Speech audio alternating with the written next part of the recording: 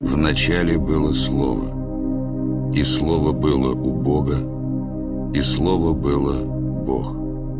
Жокtu yaratkan ulu söz dep yazmada kaltırışkan ar birösü mına şol sözcüğüne bolgonuna mayışmaz yol olsun zaman. Кырдан калган сөз, баасы бийик балбан сөз. Şeyin Karasay söylüyor atkın. Birdemen söylüyor at öyle. Hay Manas'ta mınday da aytılat ken. Birdemen söylüyor. Manas'ta mınday da Manas menen. Biz şu Manas menen söylüyoruz. Manas'ta mınday aytılat ken. Manas'ta bulu bir eli temazı şu kereği söz. Anda aldın ala aytılgan mağarma çatat. Manas деген ошол тияктагы сөз илими, тыныч илими тияктан айтылган аяндар Жана кандай зарылчылык Манасты ушул күнгө сактап жеткизди. Унуттурбады. Ана миллион сапты. 11-20 üçün Kırgız'dan başka Türk ellerinde, Kırgız'dan başka Türk ellerinde Manas aytılbaydı. Sır emniyeti. Bir Manas ata özünde orunda gelgen jana aruq тобу менен алар ушундай чоң кызматтарды жасашты. Алардын кызматынын Түшүнүк барды да чоң казатка Манас согушка барды деп түшүнөсүз да. Кыргыз элинде жараткан роологон төөлүк этете дар бар экен да. Ошол өнөр алы кысыл тил дейт. Өнөрлөрдүн улугу, илимдердин улугу, өрнөктөрдүн улугу бул Манас атабыздын ушу улуу дастан экен. Вначале было Слово, и Слово было у Бога, и Слово было Бог. Оно было в начале у Бога. Все через Него начало быть, и без Него ничто не начало быть, что начало быть. В Нем была жизнь, и жизнь была свет человеков. И свет во тьме светит, и тьма не объяла его. Sabah bergende Manas'tı ulu söz dep aytçыбыз. A ulu söz degende a söz bul Kuday bolup atpayбы. Söz Kuday. Gördüңbü? Paygambarlar Kuday emes. Ilim poz akademikler Kuday emes. Söz Kuday bolup atat. Andıkkerim bar jogu oşo sözde jaralıp, sözden bir nerseni tap, a söz Kuday bolup kayıptan gelip atat. Oşon üçün Manas ilimde uşinti aytılan. Manas ilimde uşinti aytılan. Jerdegi adamzatты nukkasalar, jürögü el dep sokkan paygambarlar, jokton bardı jaratkan uluu sözdü, жазмада калтырышкан ар бирөөсү мына ошол сөздүгүнө болгонуна майышпас жолоочусуң заманыңа. Kitaplarda bir 200'e жетпегенler paygambarlar var. Kırgız eş tanımda, Kırgız akıllı sezimde, Kırgız Manas ilimde 18.000 alamdan 124.000 paygambar ötken. Oşonun akırkısı Muhammed paygambar. Paygambarlar söz emez, Kuday söz. Alemi paygambardı paygambar kılgan. Oşo paygambarlarga düşüp oşo sözdü manaсын çerçip elge düşündürüp bergendik üçün alar paygambar bolgon. Gördüңbü? Oşonda munda karap, аңдап tanıp, munda akıl esmen аңдап çestin. Paygambarlar paygambar bolbay kalat. Oşo paygambarlarga söz gelgen söz paygambar bolup kalat. Janagı bizdin adaşularımız sebebi oşol paygambarlarga gelgen sözdördü. Arkasında kalganlar paygambarlara gelgen sözlerden bar joğusu жаңғыз ынтымақ, жаңғыз биримдик жөнүндөгү сөздөр. Ошону ар бир пайгамбардын өзүн пайгамбар, сөз эмес, адамды ата менен энесинин катышына байланышынан төрөлгөн адамды пайгамбар кылып алып, бүгүн ыйык китептердеги пайгамбарлардын илими талашка түшүп атат. Исламдын өзү эле 70'ten талашка түшүп атат. Gördüңbü? Oşonun içinde az bir salttu dindi. Kabul alıp, oşağa makul ol, oşol tura. Antkendi salt, sağ, bu tınçlık ömür, al, enerjiya, et, atkar. Ömür, tınçlık atkarılıp tursa, birimdek intimak, beşti neresi, oşol salt bolup kalat. Oşon için Salt бұл senin dilinde, köküröğünde turgan, ölböstükti, tüölük tışlıkты karmap turgan, үй бүлөдө, жамаатта, коомчулукта, эл аралык деңгээлде түбөлүк тынчтыкты, ынтымакты, биримдикти кармап тургандыгын senin dilиңдеги тирүү мыйзам болуп эсептелет. Эми ошондо Сөз аркылуу биз эмнени дегиси келип атат. Сөз аркылуу биз эмнени жашап өтөбүз. Мына ушулар боюнча кененирээк айтсак, анткени илгертен эле бабаларыбыз айткан, бабалардан калган сөз, баасы бийик балбан сөз. Аталардан калган сөз, ааламдын укка салган сөз. Карылардан калган сөз, калк ичинде калган сөз. Атасына баласы мурас кылып кеткен сөз. Кыргыз элибиз сөзгө маани берип сөздөн жыгылганынын себеби ушунда болгон. Ошон үчүн айткан, кийимине карап тосуп алып сөзүнө карап узат деп. Кусейин Карасайтов агай айткандай, адамды кыйнагың келсе, сөз иликтетип, сөз издетип кой деп. Ошон үчүн айтылат, шам бала төөлүктү күйүүчү шам, адам заттын баш аты сөз деп жар салган. Элибиз эзелтеден сөз кунуна эч нерсе тегебөөнүн сыры ушунда. Сөз жоктон барды жараткан, сөз өзү тирүү иштейт.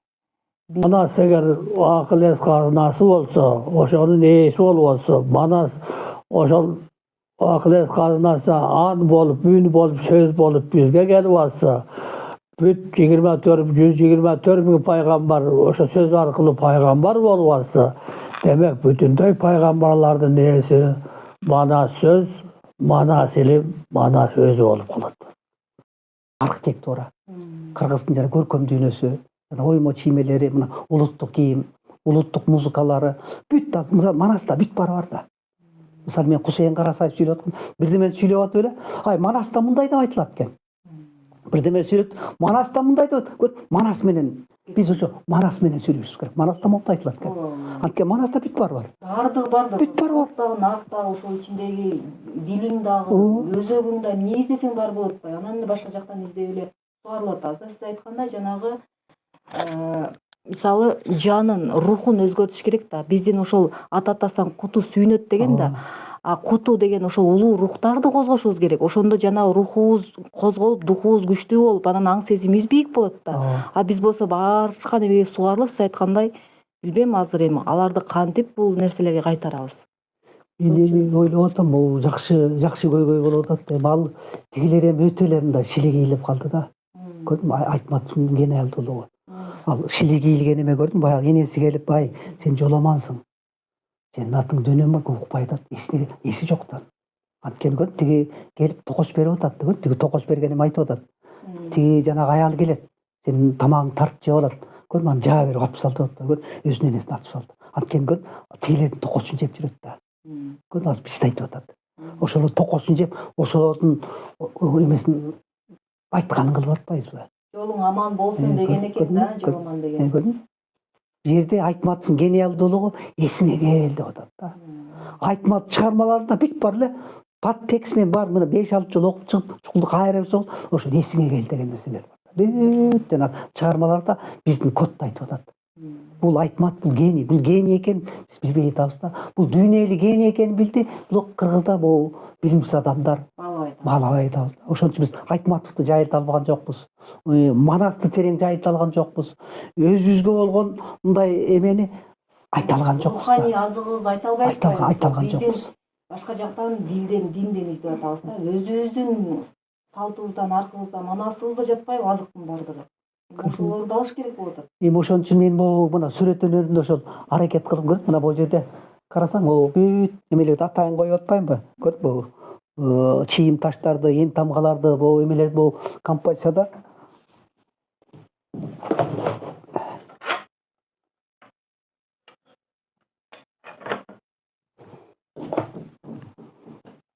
мына көрдүм, мисалы бул образ аркылуу ошол кыргыздын мүнөзүн бергенге аракет кылып атам да. Мисалы Манастын образы бүтүндөй кыргыздын эркек затынын ошол образын бергенге аракет кылып атам. Жүзүн бул жүз аркылуу бул тайманбаган, коркпогон, ошол эле мезгилде бул айкөл, меймандос. Бул эч убакта бирөөгө кул болуп бербейт. Бул эч убакта бирөөгө жамандык кылбайт, кара ниеттик кылбайт, арамдык кылбайт. ошол образды берген керек. Бул эч жок муну менен тик карап сүйлөшүм керек. Башка дүйнө элдер дагы муну караганда бул эл менен эсептешим керек. Бул менен менин тең ата сүйлөшүм керек дегенин бул сүрөт аркылуу бергим келип атат. Мисалы бул ар бир чийим аркылуу ошол элдин баалуулугу дүйнөдө теңдеши жок нерсени жок деген нерсени биякта көрүп, бул тамга жараткан эл, белги жараткан эл, бул чоң цивилизацияны жараткан эл деген нерсени айтайын деп атам да. Анткени бул жерде ошол элдин ошондой бир руханий баалуулугун сүрөт өнөрү аркылуу бергенге аракет кылып атам. Мисалы мону жана анимациясы чыкканда да көп эле чет жактан аял кишилер чалды да, чалып биз мону көрдүк, жана асмандан чыгарганда алар айтат, биз көзүбүздөн жаш атып кетти деп. Анан биз эмне үчүн ыйлады, сен билесиң дейт. Билем да. Анткени бул кыргыздын аялында өтө чоң касиет бар. Аны мен көп жерде ошону айт да, кыргыздын аялында касиетиңер күчтүү экен деп. Эркектиги айткан жок. Линда Танкерд айтты, чыгып баратканда, силер кайып менен байланышкан эл экенсиңер деп. Мен сени сүрөттөрүңөрдөн көрдүм дейт да. Көрдүң, мисалы бул Сейтекте. Ошол көрдүң, Кудай менен байланыш. Көрдүңүз? Кутту кармап калып атат. Ошондо 5 берен ошол Сейтекке мүлдө кыргызды табыштап кетип атат да. Ошо башың менен жооп бересиң деп. Көрдүңбү? Ошондой болду жишаналуу адам эгер биздин бийликтин башында турганда эл байыйт. Эл сакталып калат, мамлекет курулат. Ошон үчүн бул куттуу жишаналуу деген көрүп, Манаста жишанасы бар да. Жанагы алып кара ушу Карачаар кабылан 40 жылден Карачаар ажыдаары. Ошол жишанасын Сейтекти колдоп атат. Ошол асманда кутту кармап, ошолдо мүлдө кыргызды сактап калып атат. Биз аталарыбыздын керей сөзүн укпай, койгон шарттарын аткарбай койдук. Алар кандай? Ооба, туура. Биз Манасты эпос өткөн чактагы эпос катары карап алдык. жөн эле мындай көркөм чыгарма же бир придуманный ушундай бир эмнелер сыяктуу гана карап калдык. Ал ата-бабаларыбыздын керей сөз экенин, анын ичинде маалымат бар экенин караган эч ким жок. Бул ата-бабаларыбыздын керей сөзү. Манаста бул бир эле темасы ошо керей сөз. Анда алдын ала айтылган маалымат жатат. Анда кантип кан көтөрүүнүн сырлары жатат. Анда бүтүндөй галактикалар, системалар, бул бизден башка тиги аалам, жер астындагы катмарлар, жер үстүндөгү катмарлар, аба деген эмне, суу деген эмне, от деген эмне, топурак деген эмне. Ошонун сырлары бирок бир вариант эмес. Бир вариантка бир кичинекей бир эмнесин коюп койгон, бир вариантка тигини коюп койгон, бир вариантка тигини кошуп койгон. Ошентип баардыгын чачып таштаган. Аны эмне кылыш керек? Аны талдаш керек, аны чогултуш керек, ошону табыш керек. Манаста дагы бир эмне бар. Манаста табышмак бар. Эпостун ичи өзү табышмак. Ошого Манас эпос башталганда айтып атат. Биз силерге, канекейине өзү айтып атат. Биз силерге сүрөтүн гана бердик дейт. Сүрөт деген бул образтап, бир баатыр кылып, ер кылып, шер кылып эле көрсөтүп койду. Манас башталып эле атканда эмне деди? Манас деп бичик чийип кат коюп, Манас деп ат коюп, адам тапкысы ойгулдук дейт. Бичик чийгени китепке түшүрүп, Манас деп жазып, ат коюп, адам тапкыс ойгулдук дейт. Анан эмне үчүн булар мынчалык жашырды? Сыр кылып. Бардыгынын дүйнө адамзаттагы бүт өнүгүп аткандарга Манас жогорку акыл эс экени билинет. Даңза деген Кытайдын, Манас Кыргыздын төрүн ээлерин Кытайдын даңзасына чийилген дейт. Эми Кытай деген ким? Ушул суроо кызыкпы? Эгер бүгүн Кыргызды Кытай десең, азыр чалкасынан бир кетет көбү. Курнамызбыз. Кытай эмеспиз биз кыргызбыз. Бирок Манаста кыркыруу Кытай, ала тоо жер кезинен нур төгүлүп деп. Ал кайсы Кытай? Тегеле Кытай деген ким? Ким Кытай деген ким жооп бере алат? Батыр эке аябай айтып, кийге тайып калды, кишиге гана тайып калды. Ал Кудайдын, көк теңирдин эмнесин угуп, кишинин жаскан мыйзамдары менен эле жанан кишиге эле тайып, ким бай болсо, ким мындай колунан нерсе келип, ошонун артынан ээрчип ошого тооп кылып, Мухаммед алейхиссалам пайгамбарыбызга тайып аткандарды да эмне кылат. Ал да киши дейт. Бирок Куран чындык дейт. Бирок Мухаммедиңер да киши дейт, силердей эле болгон.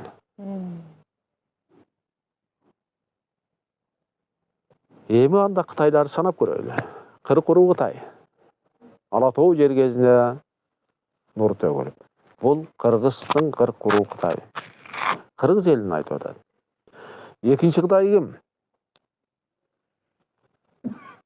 Өңү сары көзү көк. Отуруп бешеп кылганды билбеген. Кудайын икона сүрөт тартып алып, каккан коңуроосу 40 чакырымга угуруп жаткан чет бейжиндеги Кытай. Орустар сүрөттөп атат. Коңшу кара курттай кыбыраган. Калкы саны жагынан бүт бардыгы. Буларды курт кумурска жеген. Жегени жанан гана чөп чар жеген. Француздарды бака жеген. Тигилерде түпкү бейжин чоң мекеде отурган караканды кандай деп сүрөттөп атат дегенде, таш сыйынгандар деп айтат. Таш сыйынып кантип алар таш сыйынып атат? Каба деп кара ташка эле сыйынып турушат. Ошо ташка сыйынганды хажы деп келишип атат. Ал бизнеске айланып калган. Ал кантип акча чогултуу? Бардык ошол нерсени колунан чыгарып коем деген коркунучу бар. Алар канча деген миллиард деген акчаны жөнөтүп, Кыргызды ойгонуп кетишин каалабайт. Эгер Кыргыз ойгонуп кете турган болсо, жалпы анда эмне болот? Кыргыз жалпы ойгонгондо эмне болот? Кана кимиң жооп берет азыр? Эмне болот? Эмне өзгөрөт? Манас болот. Жердин унары жанат. Жакшылыкка барат. Эң биринчи жердин унары жангандан кийин ушунчалык жагымдуу болот. Адам жан дүйнөсү жыргаган. Башаттагы кандай болсо, так ошондой акыбалга келет. Элдин куту качкан элдин куту конот. Анан дүйнө адамзатка эң биринчи берилген илим Кудайдын тоолорунда, Теңир тоуда. Тианшин деген Кудайдын тоосу деген. Ала тоо Кудайдын тоосу деген түшүнүктү берет. Кыргызды карасаңар тоонун гана, таштын гана тегерегинде. Тегиз жерибиз жок. Суу менен таш шамал. Ал таштын өзү ажыдар экенин көбү түшүнө элек. Тирүү экенин түшүнө элек. Ошон үчүн бул Кудайдын тоосу. Адамзат эмне үчүн келет? Эң башаттагы мазар, бүт пайгамбарлар келип, ошо Ыдырыс ата, Дөт, Сулайман, Аюп, андан кийинки Мухаммед алейхиссалам пайгамбардын дагы кийинки поколениялары бүгүн баткен ош тараптарда аттары калган. Алар да зыярат кылган. Эмне үчүн келишкен алар? Алардын келген себеби Бабединдин бели дейт. Адам ата обоне оюн салган жери дейт деп сүрөттөйт. Ал кайсыл жер? Алай. Ак Бура тоосу. Ак Бура.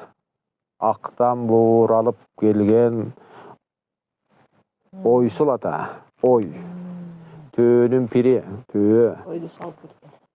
Ойду салып, ошол жерден аруланып агарып, бүт денеси аруланып агарып, ошондой болуп турган жерден кайра кунары жанат. Экинчи адамзатка зороастризм берилди. Буддизм берилди. Зороастризмден кийин буддизм берилди. Буддизмдин борбору каякта? Ысык ата. Kant azırkı Kızıl Dairanın eteginde too borup üyülüp oşonun kaldıkları жатат. Anın arjağında Tokmok деп aytılıp, Karaхан eyledi. Oşol Karaхан atabыздын жер бетиндеги обсерваториясы. Жолгузу жылдыздар менен аалам менен болуп турган байланыштын түздөн түз. Ошолордун бардыгы кунара жанат. Ошондо эмне болот? Кыргыз жерине бүт адамзат эмнеге келет? Зыярат кылып, аруланып агарып, ушул жерден оюн бүт дүйнөсүн аруланып агарып, жашоодун эмне экенин, бул жашоого эм үчүн жаралганын түшүнүш үчүн келет. Түрдө көрсөтчү. Тиги илим анан мага Манас деген ошол тияктагы сөз илими, тыныш илими тияктан айтылган аяндар жердеги сан илими менен, техника илими менен бирикпесе, бул Манас илими толук болбойт деген түшүндүрдүк. Ошол жанагы Турмушубуз дагы оңолбойт да. Иши колдон албасак. Азыр технологиянын бизге жашообузга 90% керек болуп атпайбы мисалы. Аббал, мен ошон жана үзүлгөндү деген бул касиет илими экен, кайып илими. Анан чачылган деген бул жанагы биз чачылап кеткен курак колубуздан куруп калган жашообуз экен да. Ырыс-кылыстын баарын чачылап жөөттүрбүз да. Мына ушул экен. Мен ушуну кийин түшүндүм да, канча убакыт өткөрүп түшүндүм да. Эс убакыт өткөрбөй түшүнбөсөм, анда ал убакта эл мындан да даяр эмес болчу. Анан мен жөн эле кечагы эле азыр деле бүтчүм. Ежелки чыныгы Манастан бери бүгүнкү күнгө чейин канча Манас өттү. 8-13 Манас бүгүнкү күнгө чейин элдин эсинде сакталып, айтылып келатат.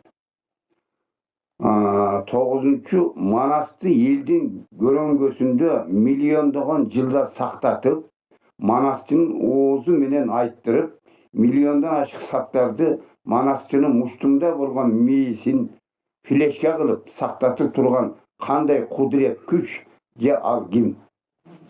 10 Манастын миллиондогон жылдар бою эмне үчүн кыргызга гана сактаттырып, айттырып келиштин сыры эмнеде?